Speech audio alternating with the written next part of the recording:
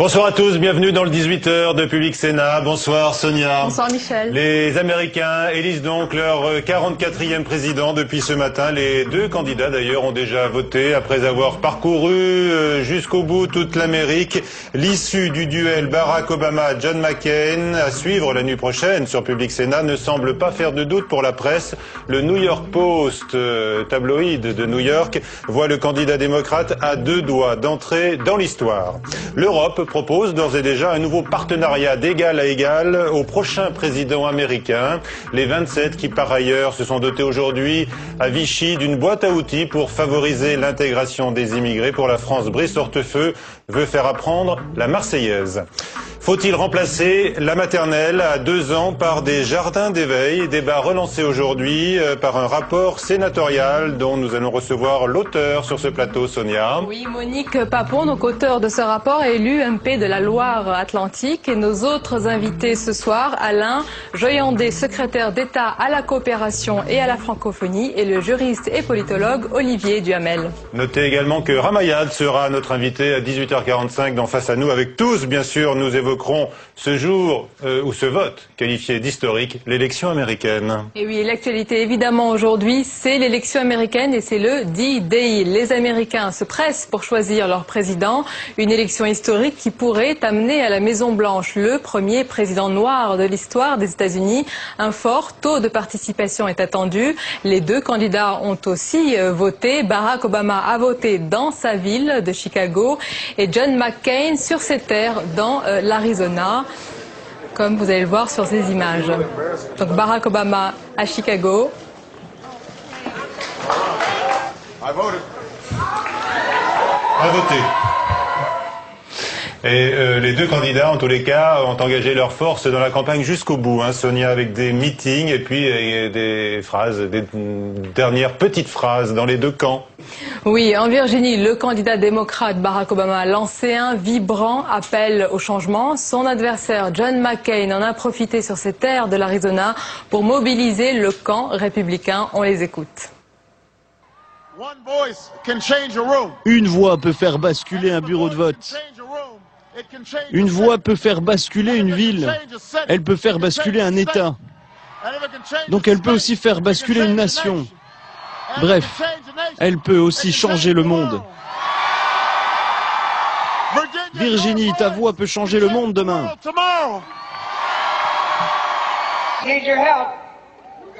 Nous avons besoin de vous, volontaires.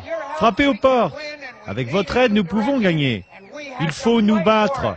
Nous avons besoin de gagner la Virginie et nous allons le faire.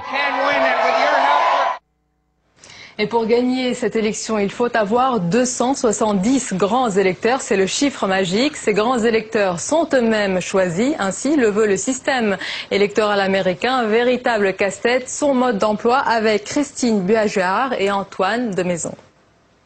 C'est le 44e président des États-Unis que les Américains éliront mardi, selon un système de vote particulièrement complexe et ancien, puisqu'il remonte au 19e siècle. McCain ou Obama, les électeurs ne choisiront pas directement leur nouveau président.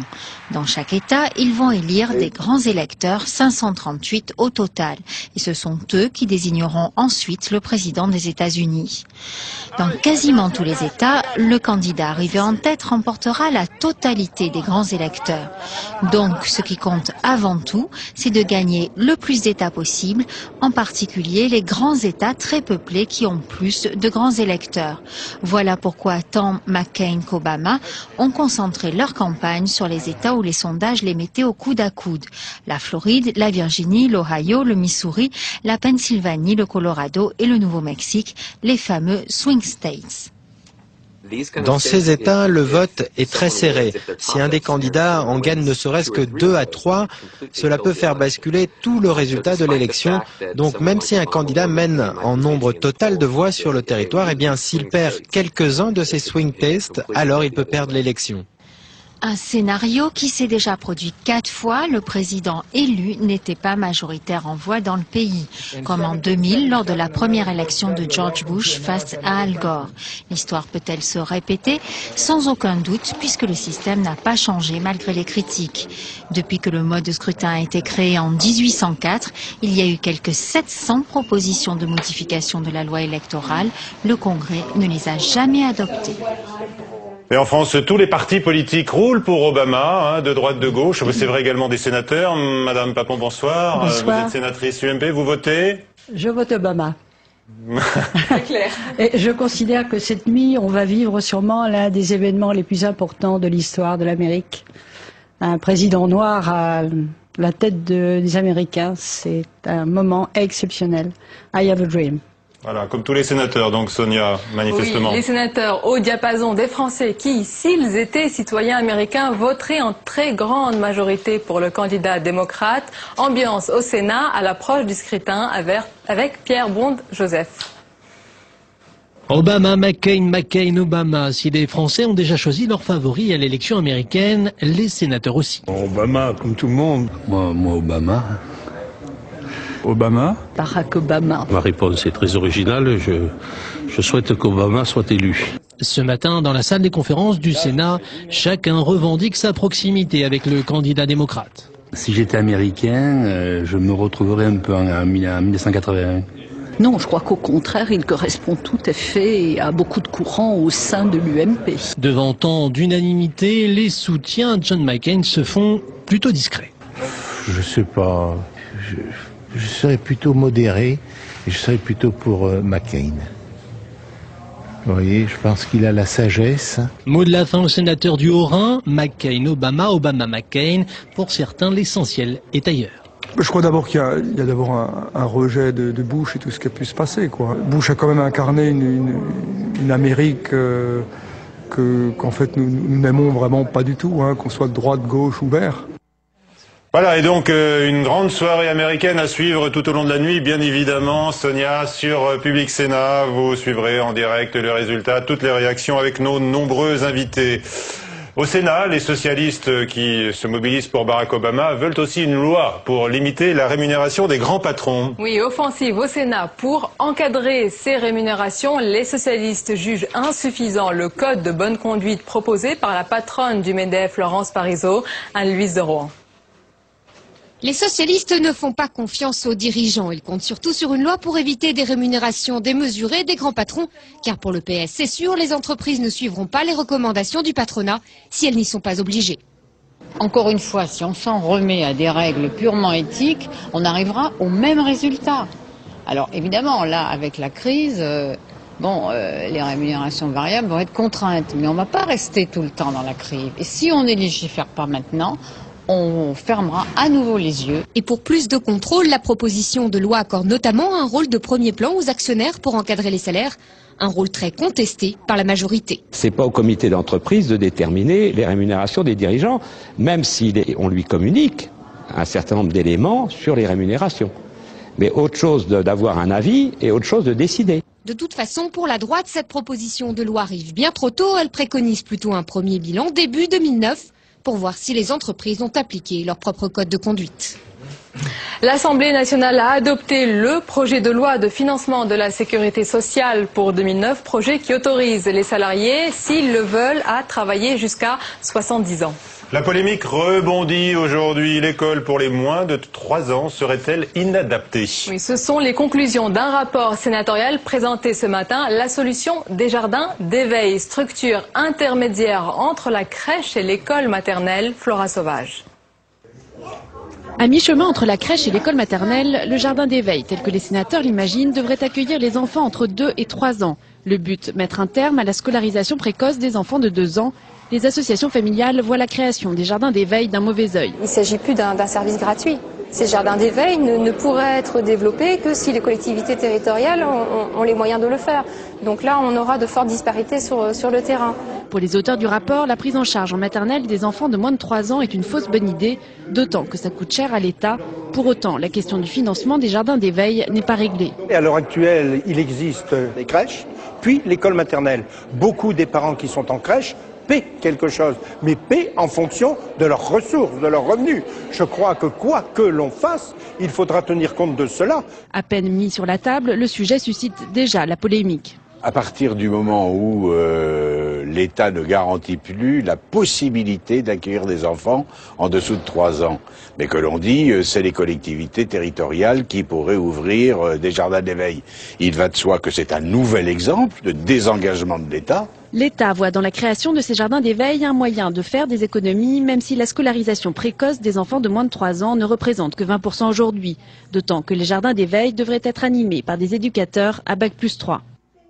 Et la suite du 18h, justement, avec la sénatrice Monique Papon qui lance cette idée d'une nouvelle structure d'accueil pour les moins de 3 ans. Et puis Alain Joyandet, secrétaire d'État à la coopération et à la francophonie, et Olivier Duhamel. À tout de suite. Tout de suite, Alain Joyandet, bonsoir. Bonsoir. Quel est votre espoir en ce jour d'élection américaine?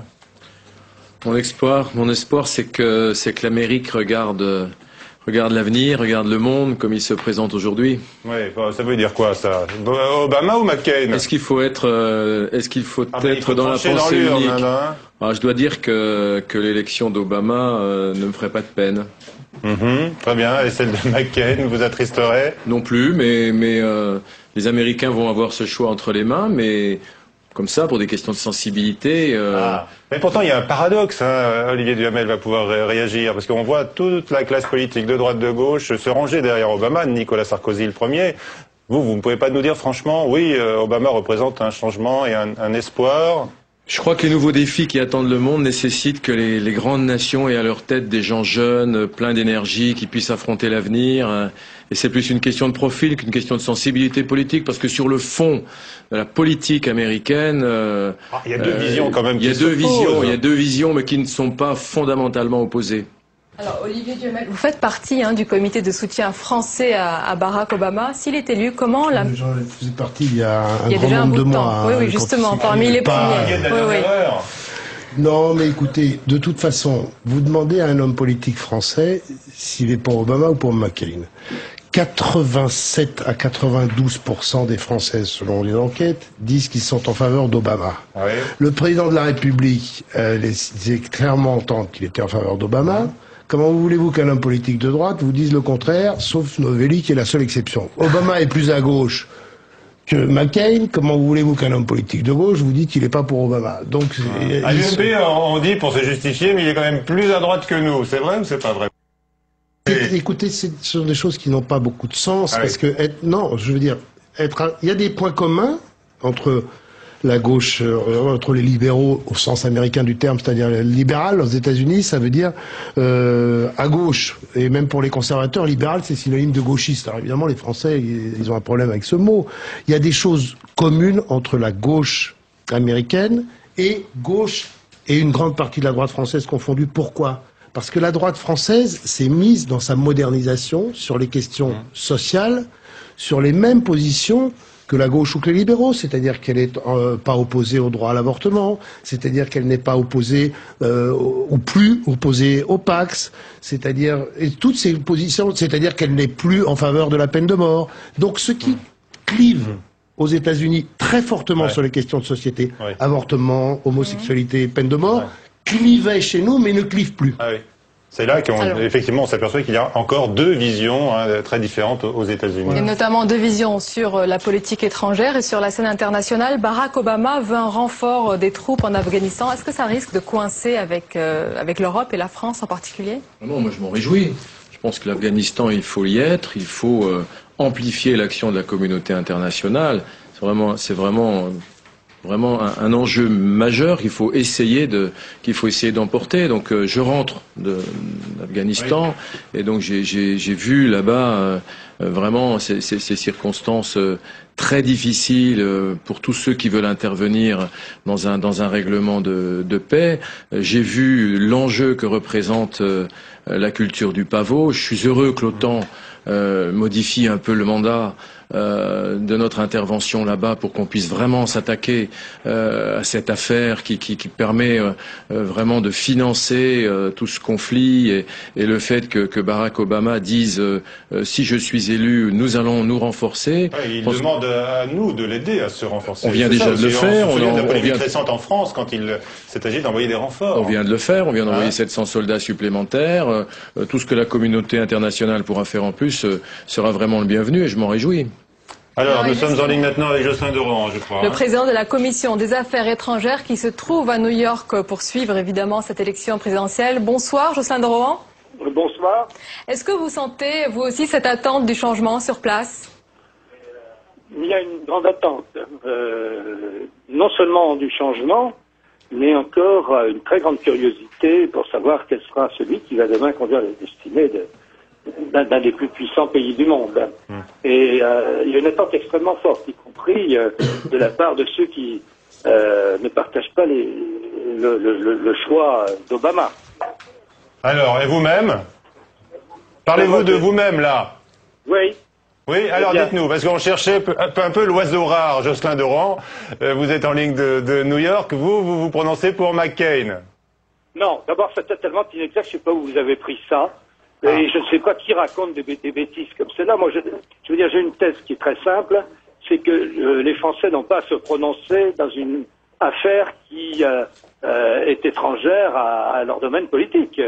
Je ne voudrais pas que tel ou tel Américain prenne position pour Madame Royal ou pour Monsieur Sarkozy. C'est pas nos affaires. D'accord. Alors il y a Olivier Duhamel qui est en plateau ici, qui a envie de vous interpeller. Oui, vous vous souvenez, quand le philosophe Alain, on lui disait quand quelqu'un me dit que droite et gauche n'existent pas, je suis sûr que c'est quelqu'un de droite. Donc moi je dis quand quelqu'un dit qu'il veut pas se prononcer entre Obama et McCain, je suis sûr qu'il n'est pas pour Obama. Absolument pas. J'ai beaucoup de sympathie pour Obama, donc je pense que il pourrait certainement apporter beaucoup aux relations internationales des États-Unis, parce qu'il va été assez profondément dégradé, c'est le moins qu'on puisse dire, par l'unilatéralisme du président Bush. Mais je n'aime pas, en tant que parlementaire français, avoir à prendre position auprès de mes amis américains pour leur dire ce qu'ils doivent faire. Bien sûr, d'autant que vous êtes sur leur territoire aujourd'hui. Jocelyn Doran, dans quel domaine aujourd'hui, donc, vous avez évoqué effectivement le multiculturalisme, dans quel domaine concrètement vous espérez des changements demain avec un nouveau locataire à la Maison-Blanche? J'espère que quel que soit le président des États-Unis qui sera élu ce soir, il y ait une meilleure appréhension des relations multilatérales et que cesse l'unilatéralisme américain dans toutes les affaires. Par ailleurs, l'Amérique a été très secouée et profondément secouée par la crise financière. Il va falloir instaurer une nouvelle gouvernance dans le monde, économique et financière, ou à défaut d'une gouvernance, trouver un certain nombre de critères internationalement admis. Nous attendons des Américains et du prochain président des États-Unis qui contribue activement à rechercher des solutions pour remettre de l'ordre, parce que les Américains ont quand même été aussi à l'origine d'un certain nombre de perturbations graves en raison de la manière dont a été conduite la politique financière dans leur pays. Deuxièmement, nous espérons qu'en ce qui concerne les problèmes de l'environnement qui sont fondamentaux aujourd'hui, les Américains puissent demain être à la pointe du combat pour sauver la planète des difficultés. Enfin, en ce qui concerne les relations, par exemple, avec l'OTAN, la nouvelle reconfiguration qui doit avoir lieu, nous espérons que les Américains seront ouverts à non pas une France ou une Europe subordonnée, mais à une Europe partenariale. Très bien, justement, on en parle de l'Europe. Merci Jocelyn Doran, on va s'arrêter là parce que la ligne n'est pas très bonne, mais on reste sur l'idée de ce... Est-ce qu'on est toujours off ou est-ce qu'on est dans l'émission? Voilà, nous sommes à l'antenne, Jocelyn Doran, et on va vous laisser parce que la ligne n'est pas très bonne, mais on reste quand même sur l'idée de ce partenariat avec l'Europe. De l'Europe qui est en quête d'un nouveau partenariat d'égal à égal avec les États-Unis. Qu'est-ce qu'il faut changer, Olivier Duhamel, aujourd'hui? Qu'est-ce qu'il faut changer? Dans ce partenariat entre les États-Unis et l'Europe. Ce que réclame aujourd'hui l'Europe, on l'a vu à Marseille. C'est très compliqué ça. Et je suis pas vraiment en mesure de répondre à votre question. J'ai pas assez de compétences sur les questions strictement transatlantiques. De toute façon, les relations étaient tellement désastreuses d'une part entre la France et les États-Unis, en tout cas jusqu'en 2007, et l'amélioration est finalement relativement limitée. D'autre part, entre l'Allemagne et les États-Unis, et enfin entre l'Europe et les États-Unis, que quoi qu'il arrive, les choses sont meilleures. Ce qu'on peut dire, c'est dans le prolongement de ce qu'on a entendu de Jocelyn Drouin, ce qu'on peut dire, c'est que avec Obama, on est plus dans une logique multilatérale qu'unilatérale. On est plus dans une logique de négociation préalable au lieu de confrontation immédiate. Pour reprendre les célèbres formules, on est plus dans une logique de Vénus que de Mars. Et on disait l'Europe c'est Vénus, les États-Unis c'est Mars. Et ben, si Vénus gagne la planète, le continent américain, les États-Unis, les relations entre Vénus et Vénus seront meilleures. Alors, Jean Yandel, sur ce point. Moi, je pense que les relations entre la France et les États-Unis se sont considérablement améliorées depuis 2007. C'est d'ailleurs parce que Nicolas Sarkozy a souhaité vraiment améliorer ces relations amicales, partenariales, de proximité, historiques, et les réaffirmer haut et fort que du coup, la présidence européenne que le président français assume a pu avoir, je dirais, cette ampleur, cette envergure, parce que les Américains étant rassurés quant à notre proximité, du coup, et profitant aussi d'ailleurs de l'élection américaine, du coup, la présidence européenne a pris une importance, j'allais dire, planétaire. Mais c'est vrai, parce que moi qui fais le tour du monde en ce moment en permanence, on voit bien que partout... Nicolas Sarkozy a eu la chance d'avoir deux grosses crises, une en géopolitique et l'autre économique, et comme c'est un homme de crise, évidemment, le fait est qu'on peut avoir de la chance face aux événements. L'important surtout, on regarde l'histoire, c'est comment on gère les événements, comment on fait face à sa responsabilité nationale et internationale. Et on voit bien que les relations entre les États-Unis et l'Europe ont durablement changé. Et dans un monde de puissance relative, puisque les Américains quand même ont eu quelques difficultés, on voit bien qu'il y a un certain nombre de puissances émergentes. Et donc, au milieu de tout cela, si l'Europe est unie, elle a une carte majeure à jouer dans les années à venir. Alors en Afrique, c'est le retour de l'enfer dans la région des Grands Lacs, en République démocratique du Congo. Quelle est la solution aujourd'hui ? La solution est particulièrement compliquée. En tout cas, pour l'instant, elle n'est sans doute pas militaire.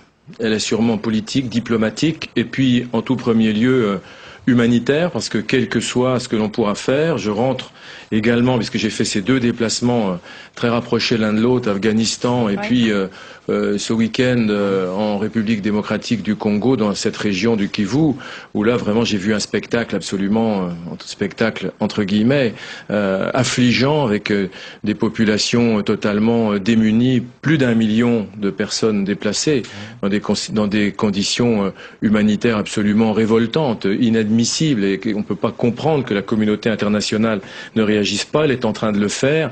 Quoi qu'il arrive sur les solutions politiques et diplomatiques, il faut qu'on agisse d'une manière très urgente sur le plan humanitaire, en alimentation, en soins, en hébergement. C'est la saison des pluies qui commence. Vraiment, il y a quelque chose à faire de toute urgence. Alors, la crise financière et économique qui est mondiale touche aussi l'Afrique. Comment vous expliquez qu'elle soit exclue du prochain sommet qui se tient le 15 novembre à Washington? D'abord, l'Afrique n'est pas totalement exclue du prochain sommet parce qu'il y a l'Afrique du Sud. Pays émergent, simplement. La France est en train d'œuvrer pour faire en sorte que le président Kikwete, l'Union africaine, soit éventuellement invité. C'est pas gagné, c'est une discussion avec nos amis américains. L'Union africaine se réunit à Tunis le 12, 3 jours avant le sommet. Le président Sarkozy m'a demandé d'y aller. J'y serai au nom de l'Europe pour écouter l'ensemble des États. Si d'ici là l'Union africaine est invitée, tant mieux. Si elle ne l'est pas, on aura la possibilité de transmettre un message. Mais il y aura quand même, évidemment, on peut toujours faire mieux. Mais je vous rappelle quand même qu'il y a quelques mois, quand le président Sarkozy, alors qu'on était dans une configuration G8, parlait d'un G13, voire d'un G15, voire d'un G20, tout le monde regardait cette proposition de manière très dubitative. Aujourd'hui, on est dans un G20, avec évidemment l'ensemble des continents et des puissances émergentes.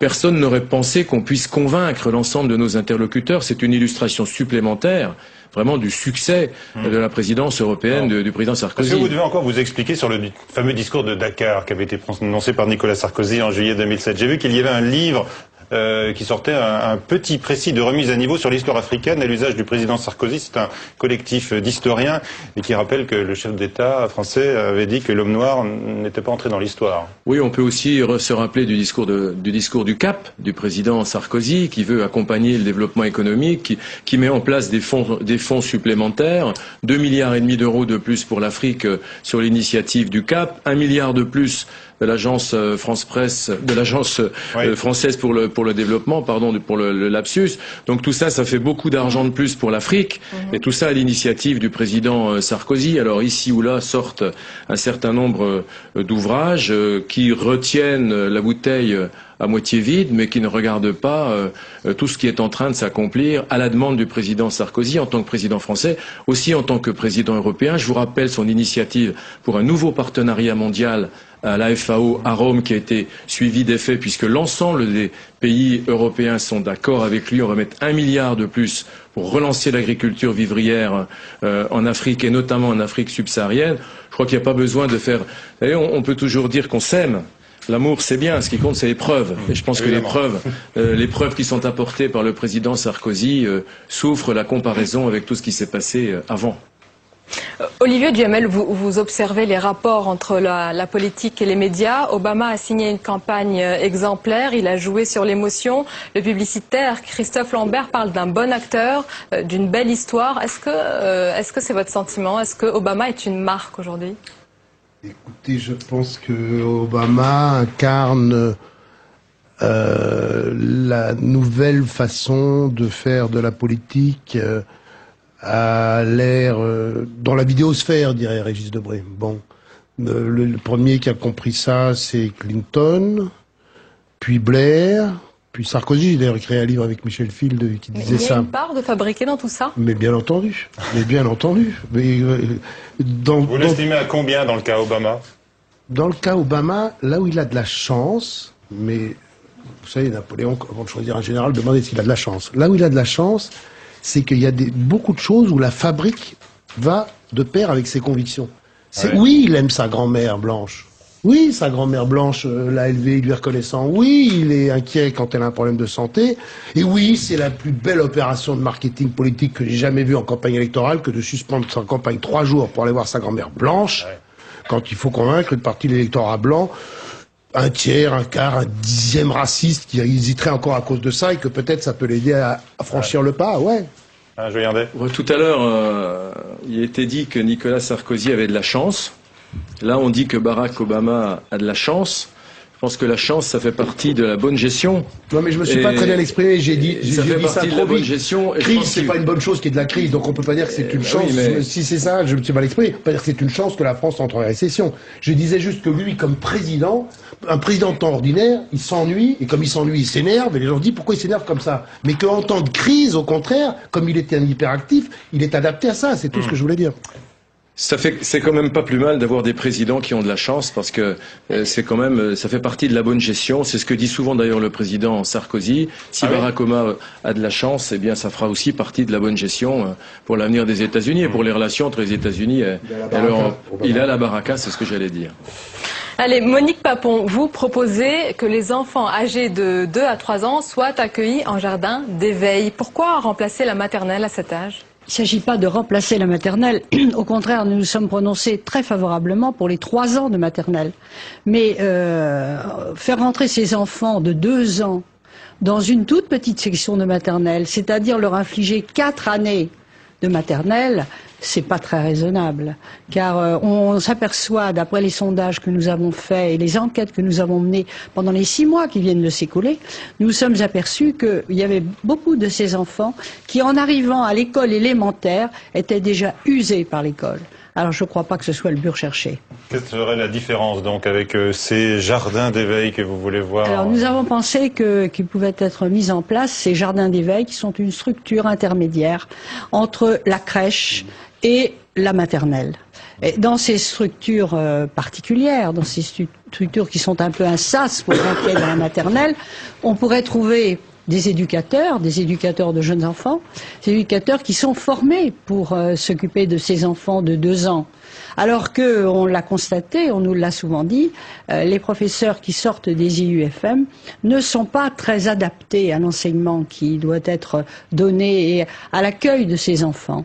Mais vous ne voulez pas reprendre la phrase qui avait été jugée méprisante par les instituteurs de Xavier Darcos, qui avait dit on forme des gens en bac plus 5 pour qu'ils changent des couches culottes. Moi, je m'oppose en faux par rapport à ce qu'a dit Madame Aubry l'autre soir, en disant Monsieur Darcos veut fermer les maternelles. Il n'en est absolument pas question. Bien sûr, on veut redonner toute sa force aux maternelles. On veut au contraire que les professeurs soient mieux formés pour s'occuper de ces enfants. Mais nous proposons une structure intermédiaire. D'ailleurs, je dois dire que Madame Royal, il y a quelques années, l'avait proposée quand elle était ministre secrétaire d'État à la famille, qu'elle n'a pas été suivie par son gouvernement. Elle avait proposé une structure d'accueil de ce type. Ça n'a pas été suivi. Mais pourquoi une structure intermédiaire? Pourquoi ne pas laisser ces tout petits à la crèche, tout simplement? Parce que d'abord, la crèche, elle est payante, elle coûte cher. Et la plupart des parents mettent les enfants en maternelle parce que l'école est gratuite. Alors cette structure intermédiaire, elle pourrait être un partenariat entre les collectivités territoriales, mais aussi les caisses d'allocation familiale, et pourquoi pas une petite participation des parents suivant leurs ressources. D'accord, non mais c'est important ce que vous dites. Ce serait hors éducation nationale. On va vous dire, vous voulez peut-être faire là des économies, justifier des suppressions de postes. Alors, bon, c'est ce que nous dit notre gauche, bien sûr. Elle nous dit, si vous transférez le budget de l'éducation nationale aux collectivités, c'est-à-dire aux mairies. Oui. Non, on ne peut pas transférer complètement aux mairies, mais les mairies participent déjà. Hein, lorsqu'il s'agit de l'école primaire, les mairies participent déjà à leur niveau. Mais on doit pouvoir trouver, nous, ce que nous voulons, c'est un partenariat entre ces différentes collectivités et les caisses d'allocation familiale. Mais certains craignent aussi les perspectives de forte inégalité territoriale. Elles existent. Nous l'avons constaté dans les études que nous avons faites. Par exemple, dans les Pays de Loire, dont je suis une élue de la Loire-Atlantique, donc des Pays de Loire, il est beaucoup plus facile d'accueillir des enfants de moins de 2 ans dans des structures qui existent. Alors que si vous êtes dans la région parisienne, dans Seine-Saint-Denis, très peu. Très peu. Alors, il y a aussi une autre chose qu'il faut dire, c'est que certains parents pensent que de faire une année de plus de maternelle, ça va permettre aux enfants une évolution formidable et d'avoir. Il y a des pédagogues. Vous en citez dans votre rapport qui vont dans votre sens, mais il y en a d'autres qui disent c'est aussi un moyen de lutter contre les inégalités sociales que d'accueillir les enfants. Beaucoup d'enseignants croient à tort que les enfants qui vont faire 4 ans de maternelle vont avoir des résultats probants, beaucoup plus importants. C'est faux, c'est une fausse bonne idée. Hein. Les enfants qui font 4 ans de maternelle n'ont pas des résultats beaucoup plus spectaculaires que les autres. D'ailleurs, dans les pays d'Europe où n'existe pas une scolarité aussi précoce, ils ont des résultats aussi bons, sinon meilleurs que les nôtres. Est-ce que ces jardins d'éveil existent autre part en Europe, justement? Alors, il y a des structures qui existent en Allemagne, par exemple, mais on ne peut pas comparer parce que les enfants ont une scolarité plus tardive. Hein. Mais ça existe aussi en France sous la forme de classes passerelles. Nous avons dans le nord de la France des classes passerelles où les enfants sont accueillis dans ces conditions-là et où, bien sûr, les familles immigrées s'y retrouvent un peu pour la scolarisation, pour la socialisation des enfants et pour l'acquisition du langage. Donc tout n'est pas à rejeter, mais il y avait une structure à créer. Nous essayons que notre rapport ne sera pas mis aux oubliettes et qu'il suivra.